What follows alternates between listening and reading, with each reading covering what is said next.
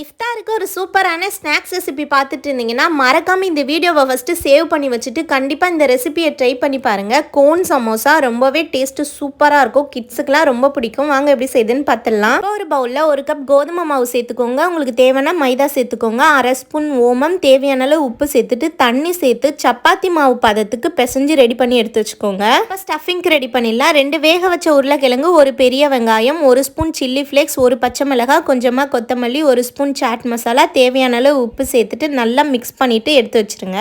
இப்போ நம்ம ரெடி பண்ணி வச்ச மாவை சப்பாத்தி மாவு திரட்டுற மாதிரி திரட்டி எடுத்துருங்க. ரொம்ப மெலிசா இல்லாமல் மீடியம் சைஸில் இருந்தாலே போதும். அப்படியே தோசை கல்லில் போட்டு லைட்டாக ஹீட் பண்ணி எடுத்துருங்க. இதை இப்போ 4 கட் பண்ணிட்டு இது ஒட்டுறதுக்காக மைதா மாவு தண்ணியில் கரைச்சி எடுத்து வச்சுக்கோங்க. வீடியோவில் காட்டுற மாதிரி கோன் ஷேப்பில் மடித்து மேலே மைதா மாவு தடவிட்டு ஒட்டிட்டிங்கன்னா அது ஸ்ட்ராங்காக நின்றுடும். இப்போ இதை அப்படியே வச்சுட்டு அதுக்குள்ளே பேலன்ஸ் இருக்கிறதெல்லாம் ரெடி பண்ணி எடுத்துருங்க.